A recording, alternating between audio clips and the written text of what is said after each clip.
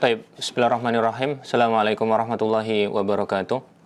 Alhamdulillahirabbil alamin wa bihi nasta'in wa la umurid dunya waddin. Wassalatu wassalamu ala asyrafil anbiya'i wal mursalin sayyidina Muhammadin wa ala alihi wa sahbihi wa man sara ala nahji ila yaumiddin. Amma ba'd.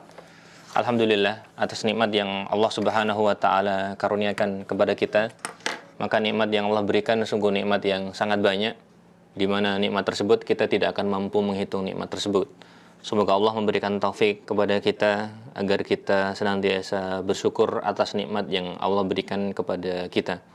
Termasuk diantaranya nikmat kemerdekaan yang diberikan kepada bangsa Indonesia sejak 70 tahunan lebih silam, dari tahun 1945. Sehingga hari ini, beberapa bulan ini, kita kemudian sudah merdeka selama paling tidak 79 tahun ya insya Allah. Dan ini suatu nikmat yang besar yang kemudian kita berupaya mensyukuri nikmat tersebut. Kemudian salawat dan salam kita haturkan kepada Nabi Muhammad SAW, pembawa risalah Islam yang menunjukkan kepada kita jalan yang hak, jalan yang terang, jalan yang tidak ada lagi keraguan di dalam jalan tersebut. Jamaah yang dirahmati oleh Allah Subhanahu wa taala, kita melanjutkan pembahasan kita kitab Husulul Ma'mul fi Syarah Mukhtasar fi Siratir Rasul karya Dr. Hani Ahmad Fakih hafidhahullahu taala, di mana beliau menjelaskan kitab Al-Fusul fi Siratir Rasul karya Ibnu Katsir rahimahullah. Pertemuan kita hari ini pertemuan ke-33. Kebetulan hari ini kita bertepatan dengan tanggal 14 Safar ya, tahun 1446 Hijriah, dan kebetulan tepat pada tanggal 20 Agustus tahun 2024 Masehi. Kita akan membahas pada pertemuan ini tentang tasyri'ul jihad. Langsung kita mulai saja. Bismillah. Qala hafizahullah, faslun tasyri'ul jihad. Pasal tentang pensyariatan jihad. Pada pasal sebelumnya kita membahas tentang beberapa kebijakan penting Rasulullah ketika hijrah, setelah hijrah ke Madinah. Ada pembangunan masjid, mempersaudarakan muhajirin dengan ansor. Kemudian juga ada kebijakan penting yang lain, yaitu membuat perjanjian terutama dengan orang Yahudi, di mana orang Yahudi merupakan salah satu unsur penting dari penduduk Madinah pada masa tersebut. Lalu kemudian dilanjutkan dengan tasyri'ul jihad, pensyariatan jihad. Langsung kita baca, bismillah. Qala rahimahullah, qala Ibnu Katsir, qala al-musannif, walamma istaqarra Rasulullah sallallahu alaihi wasallam bil Madinah baina adhuril ansar. Ketika Rasulullah kemudian sudah tenang, sudah stabil di Madinah, di sisi orang Ansor, hidup bersama, berdampingan dengan orang Ansor. Wa takaffalu binasrihi wa man'ihi minal aswad wal ahmar, di mana orang Ansor mereka yang bertanggung jawab membela Rasulullah, mereka bertanggung jawab melindungi Rasulullah minal aswad wal ahmar, dari orang yang aswad wal ahmar, dari orang yang warna kulitnya hitam dan juga warna kulitnya merah, bisa jadi ada makna lain. Kemudian ramadhumul arab qatibatan an qausin wahid, maka konsekuensinya Rasulullah dan juga pengikutnya mereka dimusuhin oleh orang Arab. Ramadhumul arab qatibatan an qausin wahid, dari satu busur. Maksudnya wallahu a'lam, yang kita fahami maksudnya adalah Rasulullah menjadi musuh bersama. Karena Rasulullah membawa agama Islam, sedangkan orang Arab ingin mempertahankan agama mereka sebelumnya. Sehingga terjadi pertentangan. Pertentangannya adalah antara agama yang hak dengan agama yang batil. Wa ta'arradhu lahum min kulli janib, dan mereka berusaha untuk menyerang Rasulullah, melemahkan Rasulullah min kulli janib, dari semua sisi yang bisa mereka lakukan. Perang salah satu sisi, begitu juga misalkan ada upaya sisi ekonomi, itu juga ada. Sebagaimana misalkan contoh paling mudah sisi ekonomi, ketika masih di Mekah ada upaya pemboikotan, embargo, muqotoah ya. Mungkin bisa kita katakan dengan bisa pemboikotan barangkali, atau barangkali mungkin yang lebih tepat embargo ya, wallahu a'lam bishawab. Itu juga terkait dengan sisi ekonomi juga kan. Sehingga upaya mereka mencakup banyak sisi untuk, kalau tidak bisa menghancurkan Islam, paling tidak mereka berusaha untuk melemahkan Islam ya. Itu yang mereka upayakan dari orang-orang kufar. Kemudian wa kana Allah subhanahu qad adzina lil muslimina fil jihad fi suratil hajj wa hiya makkiyah. Allah Subhanahu wa taala mengizinkan kepada kaum muslimin untuk berjihad. Untuk berjihad. Fi suratil hajj, dalam surat hajj. Surat hajj menurut Ibnu Katsir makkiyah, yaitu diturunkan sebelum hijrah. Kita tahu bahwa dalam penjelasan tentang ulumul Quran, ada namanya Quran itu diturunkan, ada istilahnya makkiyah dan madaniyah. Makkiyah bukan berarti harus turun di Mekah. Makkiyah yang dimaksud adalah fase sebelum hijrah. Patokannya adalah hijrah. Madaniyah adalah setelah hijrah. Karena bisa jadi misalkan ada surat yang bisa jadi turunnya di Mekah, tetapi ternyata suratnya itu turunnya setelah hijrah ya. Ya mungkin saja. Walaupun kita tidak hafal persis ya, tapi memang maksudnya Makki dan Madani, maksudnya adalah bukan terkait dengan tempat, tapi terkait dengan fase. Fasenya sebelum hijrah, maka disebut Makki. Setelah hijrah, disebut Madani. Patokannya di fase, bukan patokannya di tempat. Allah Subhanahu wa taala mengizinkan kaum muslimin untuk berjihad itu di dalam surat Al-Hajj. Allah mengatakan, "Udzina lil ladzina yuqataluna bi annahum dzulimu." Diizinkan bagi orang-orang yang diperangi karena mereka terzalimi. Wa innallaha ala nasrihim laqadir. Dan Allah Subhanahu wa taala qadir, mampu, maha mampu untuk kemudian menolong mereka. Sehingga ketika Allah menolong mereka, itu juga terkait dengan upaya mereka untuk kemudian membela agama Allah Subhanahu wa taala. Sehingga ada sunatullah yang harus dijalani, ada upaya yang harus dijalani oleh kaum muslimin di sini kemudian dengan berjihad. Kemudian rahimahullah melanjutkan, "Tsumma lamma saru fil Madinah wa sarat lahum syauqah." Ketika umat Islam di Madinah, wa sarat lahum syauqah, mereka punya kekuatan, wa azudun, dan juga kemudian dukungan ya. Ada yang mendukung, ada yang menyangga. Kataballahu alaihimul jihad. Allah Subhanahu wa taala kemudian mewajibkan jihad. Kama qala ta'ala fi suratil Baqarah, sebagaimana firman Allah Subhanahu wa taala dalam surat Al-Baqarah yang mengandung perintah untuk berjihad.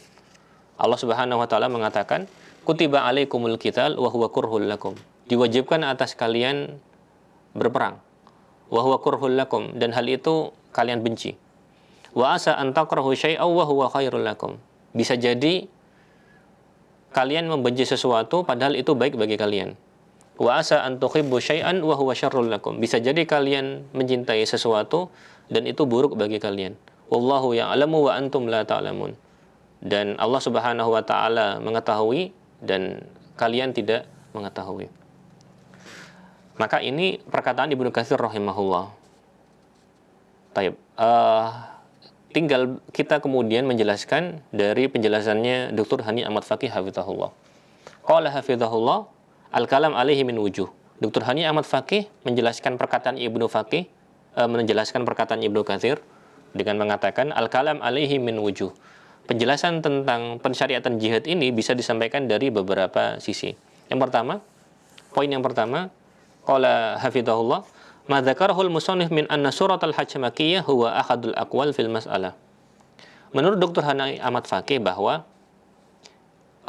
Ibnu Katsir ketika menyebut udzina lil ladzina yuqataluna bi annahum zulimu wa innallaha ala nasrihim laqadir, dikatakan oleh Ibnu Katsir mengatakan bahwa surat ini makkiyah. Dr. Hani Ahmad Fakih kemudian mengomentari bahwa ini memang salah satu pendapat terkait dengan apakah surat Al-Hajj itu makkiyah atau madaniyah. Kemudian, lakin rajjaha ba'dul ulama ka Ibnul Qayyim, tetapi kemudian sebagian ulama seperti Ibnul Qayyim mengatakan anna ayatal idzni bil qital khassatan kanat madaniyah, bahwa khusus ayat izin untuk berperang itu madaniyah, turunnya setelah hijrah, bukan kemudian makki. Turun dia setelah hijrah, yaitu madani berarti ya. Bukan kemudian ketika masih di Mekah. Wa hadza huwa shawab, dan ini pendapat yang benar. Ibnu Qayyim sendiri kemudian menjelaskan pendapat ini dengan panjang lebar ya. Dengan panjang lebar di kitabnya Zadul Ma'ad. Taib. Sebagaimana disebutkan di sini oleh Syekh Hani Ahmad Faqih bahwa Ibnu Qayyim menjelaskan dengan panjang lebar dalam Zadul Ma'ad. Dan menurut Dr. Hani Ahmad Faqih bahwa ayat ini turunnya di Madinah insya Allah. Mohon maaf, turunnya setelah hijrah. Turunnya setelah hijrah, bukan sebelum hijrah. Alasannya li'anal jihad lam yakun ma'dzunan bihi fi Makkah. Karena jihad ketika masih di Makkah itu belum diizinkan. Sebelum hijrah, jihad itu belum diizinkan. Diizinkannya hijrah, diizinkannya jihad itu setelah hijrah. Taib. Balkan al-wajib alal muslimin as-sabru was-safhu wal kaffu. Kewajiban kaum muslimin ketika masih di Makkah sebelum hijrah, kewajibannya itu bersabar, kemudian bersikap baik, as-safhu wal kaffu, dan juga kemudian menahan diri. Tidak sampai kemudian berperang ya. Belum sampai. Belum sampai kemudian berperang ketika di Makkah. Ini poin yang pertama. Poin yang kedua, Dr. Hani Ahmad Faqih mengatakan, Thaniyan, thumma lamma asbahal muslimina ba'dal hijrah ma'kil wa daulah wa mana'a wa syauka adinallahu lahum bil jihadi awalan thumma faradahu alaihim akhiran. Poin yang kedua, Dr. Hani Ahmad Faqih mengatakan, ketika kaum muslimin setelah hijrah, ketika di Madinah, mereka kemudian memiliki ma'kil, memiliki markas ya, memiliki tempat, memiliki lahan, wa daulah memiliki negara, wa mana'ah memiliki kekuatan yang bisa melindungi, wa syaukah yang memiliki kekuatan, memiliki persatuan, memiliki kekuasaan, adzinallahu lahum bil jihad. Mereka diizinkan untuk berjihad. Diizinkan untuk berjihad. Wallahu ta'ala alam, yang kita fahami ketika diizinkan maka cenderungnya itu adalah bertahan. Cenderungnya yang kita fahami bahwa cenderungnya itu defensif. Bukan kemudian aktif memulai perang. Tetapi kemudian ketika umat Islam diperangi, maka umat Islam boleh untuk melawan balik. Defensif ya, bertahan. Bukan kemudian umat Islam keluar duluan untuk mulai memerangi orang Quraisy. Tidak, pada awalnya tidak seperti itu. Pada awalnya ketika awal pensyariatan jihad, boleh berperang tetapi bertahan, defensif. Dalam artian umat Islam mulai diserang, umat Islam kemudian menyerang balik. Bolehnya menyerang balik, bukan memulai menyerang. Sehingga defensif bukan ofensif. Dr. Hani Ahmad Faqih melanjutkan, "Tsumma faradahu alaihim akhiran." Baru kemudian diwajibkan belakangan. Ada pentahapan yang akhir insya Allah kemudian ofensif ya, memulai. Boleh untuk memulai. Tentu saja ada kaidahnya, ada dawabitnya. Ini poin yang pertama. Poin yang ketiga, qala hafizahullah, "Tsumma labudda minal isyara ila anal asla fi alaqatil muslimina bi ghairihim innama hiya al-musalamah wal aman." Kemudian penting untuk disampaikan bahwa pola hubungan asal, pola hubungan dasar antara umat Islam dengan selain umat Islam, hubungan dasarnya itu adalah musalamah wal aman, damai dan juga menjaga keamanan. Bukan kemudian berperang. Alal qaulur roji, berdasarkan pendapat yang roji. Ini pendapat yang diambil. Kama dalla ala dzalika asyaratun nusus minal Qur'an wa sunnah. Sebagaimana hal ini disebutkan puluhan dalil dari Al-Qur'an dan juga dari As-Sunnah. Di antara dalil tersebut misalkan firman Allah Subhanahu wa taala, "Wa in janahu lisalmi fajnah laha wa tawakkal 'ala Allah." Wa in janahu lisalmi, jika kemudian janahu lisalmi, mereka yaitu orang-orang kafir yang kemudian memerangi, jika orang-orang kafir yang memerangi, janahu lisalmi, cenderung untuk berdamai, jika orang-orang kafir yang memerangi cenderung untuk damai, fajnah laha, maka sambutlah, terimalah laha untuk damai tersebut, wa tawakkal 'ala Allah, dan bertawakallah kepada Allah Subhanahu wa ta'ala. Dari sini Dr. Hani Ahmad Faqih kemudian mengambil kesimpulan bahwa pola dasar hubungannya damai. Pola dasar hubungannya damai, meskipun bukan berarti menafikan wa'idul lahum mastata'tum min quwwah. Tidak menafikan harus punya persiapan. Dan persiapan itu untuk nakutin musuh-musuh Allah Subhanahu wa taala. Karena sebagaimana dikatakan bahwa damai itu tetap butuh senjata. Karena damai perlu kekuatan. damai itu tidak gratis. Damai itu perlu upaya, damai itu seringkali butuh senjata untuk nakut-nakutin agar orang kemudian tidak berani ofensif melampaui batas ya. Kurang lebih seperti itu barangkali maksudnya. Begitu juga pola dasar hubungan antara muslim dengan kafir itu adalah damai dan aman, sebagaimana juga firman Allah Subhanahu wa taala, wa qatilu fi sabilillah. Wa qatilu fi sabilillah. Allah Subhanahu wa taala di sini berarti wa qatilu fi sabilillah. Perangilah mereka fi sabilillah. Perangilah mereka kemudian di jalan Allah. Jadi berperangnya di jalan Allah, bukan kemudian di jalan selain Allah. Karena di jalan selain Allah berarti ada perintah untuk ikhlas ya. Tidak boleh kemudian berperang tidak ikhlas. Dan perang bagian dari ibadah. Perang bagian dari ibadah. Begitu juga misalkan tidak boleh perang fitnah ya. Karena bukan di jalan Allah. Alladzina yuqatilunakum. Jadi disuruh memerangi itu terhadap orang-orang yang memerangi. Terhadap yang memerangi. Wala ta'tadu. Tetapi kemudian ketika kalian berperang, la ta'tadu, jangan melampaui batas. Maka jangan melampaui batas maksudnya mencakup semua jenis perilaku dalam perang yang melampaui batas. Perilaku yang melampaui batas itu bentuknya bermacam-macam. Misalkan membunuh wanita, membunuh anak-anak, membunuh orang-orang tua ya misalkan. Begitu juga membunuh orang-orang, membunuh pendeta misalkan, yang mereka tidak ikut berperang. Maka tidak boleh. Ini bagian dari tidak melampaui batas ya. Begitu juga misalkan tamthil, mutilasi. Mutilasi terhadap musuh itu juga tidak boleh, termasuk dari tidak melampaui batas ya. Karena Allah mengatakan innallaha la yuhibbul mu'tadin. Allah tidak suka orang-orang yang melampaui batas. Hal ini juga dibuktikan oleh firman Allah Subhanahu wa taala. Allah mengatakan la yanhakumullahu 'anil ladzina lam yuqatilukum fid dini wa lam yukhrijukum min diyarikum an tabarruhum wa tuqsitu ilaihim. Dalam surat Al-Mumtahanah Allah Subhanahu wa taala mengatakan la yanhakumullahu 'anil ladzina lam yuqatilukum fid din. Allah tidak melarang untuk bersikap baik terhadap orang-orang yang tidak memerangi kalian dengan alasan perang agama.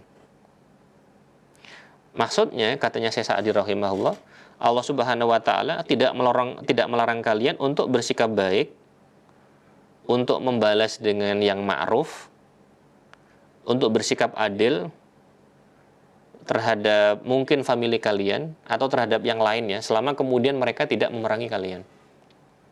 Selama kemudian tidak memerangi kalian, Allah tidak melarang kalian untuk bersikap adil terhadap mereka, membalas yang baik. Allah tidak melarang.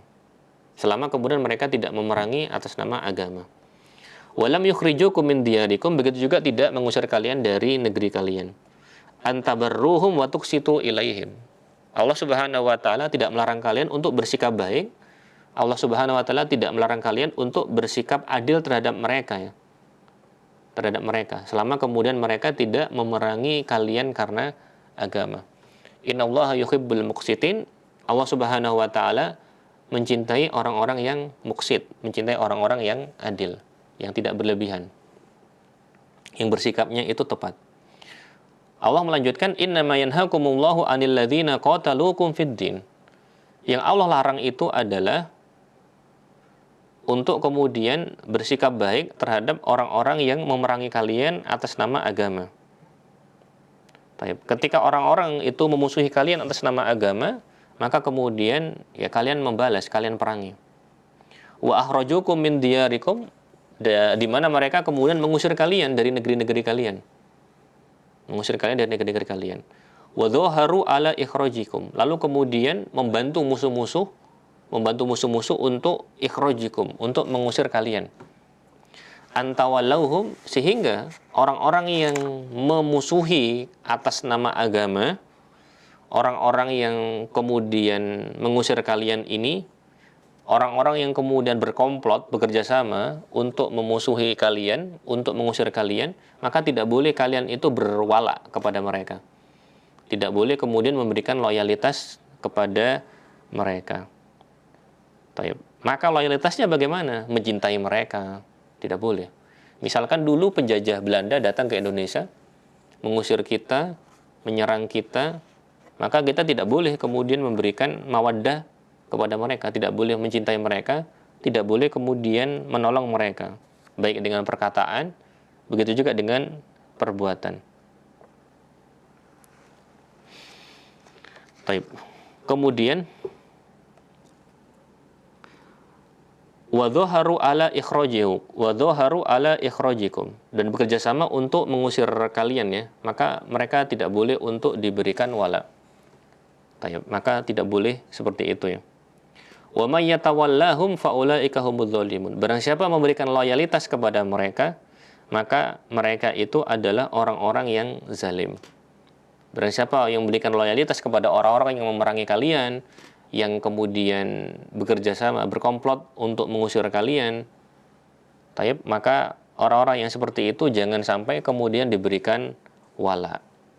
Karena perilaku memberikan loyalitas kepada mereka ini termasuk dari kezaliman.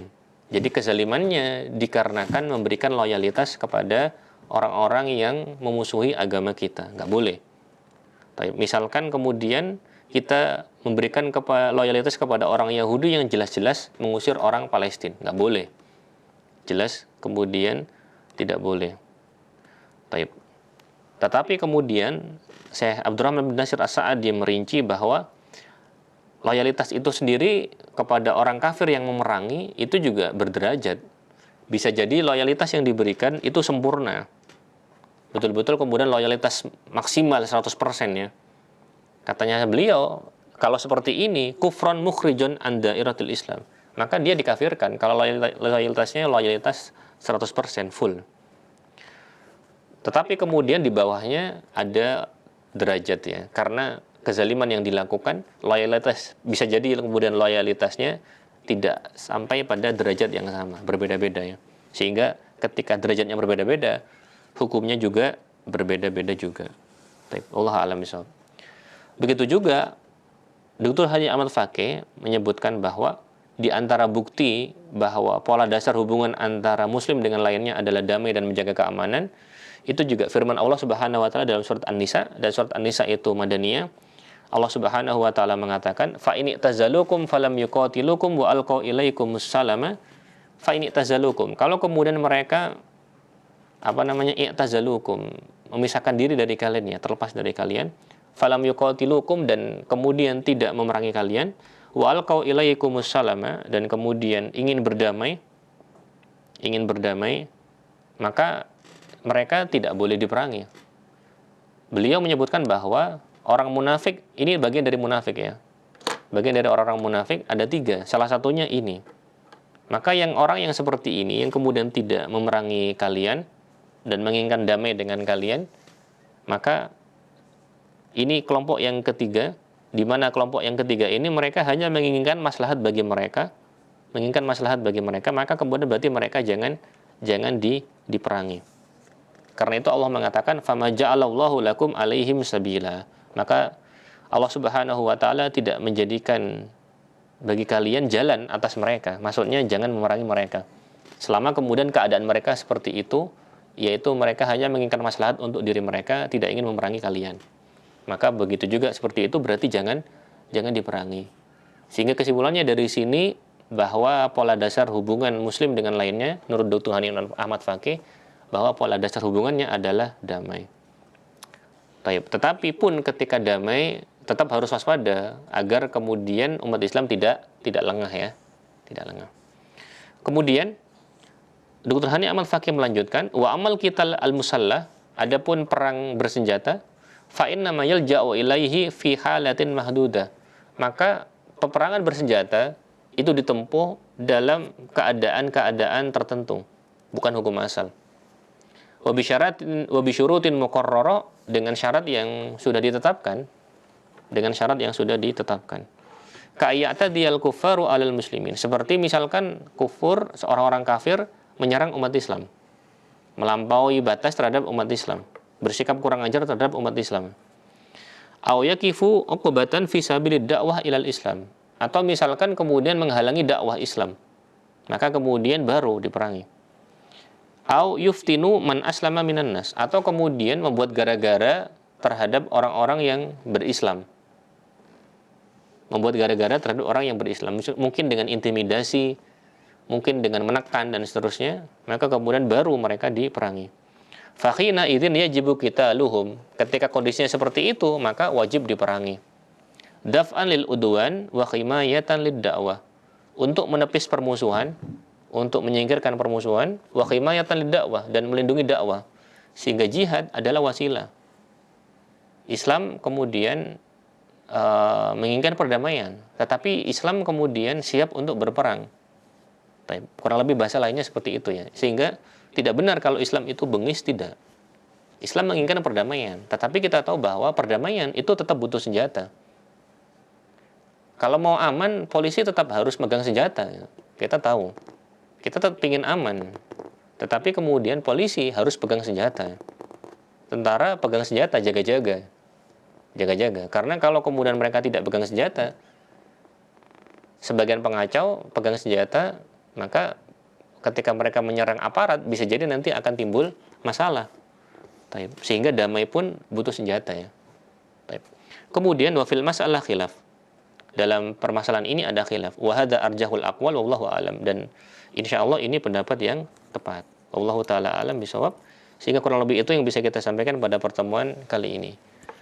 Sehingga sekali lagi apa yang kita sampaikan bahwa ketika di Makkah kemudian disyariatkan jihad. Disyariatkan jihad. Jihad di Mekah, jihad kemudian disyariatkan baru di Madinah. Ketika di Mekah, umat Islam bersabar dan menahan diri. Kemudian jihad awalnya itu kemudian defensif, baru kemudian cenderung ofensif. Yang ketiga kemudian pola hubungan dasar seorang muslim, pola hubungan dasar muslim dengan orang kafir itu adalah damai dan menjaga keamanan. Dan menjaga keamanan. Bukan berarti kemudian umat Islam tidak siap untuk berperang. Perang kemudian umat Islam harus siap untuk kemudian jaga-jaga ketika ada kondisi tertentu yang memerlukan hal tersebut. Wallahu taala alam bisawab. Kita akhiri. Subhanaka Allahumma wa bihamdika asyhadu an la ilaha illa anta astaghfiruka wa atubu ilaik. Wassalamualaikum warahmatullahi wabarakatuh.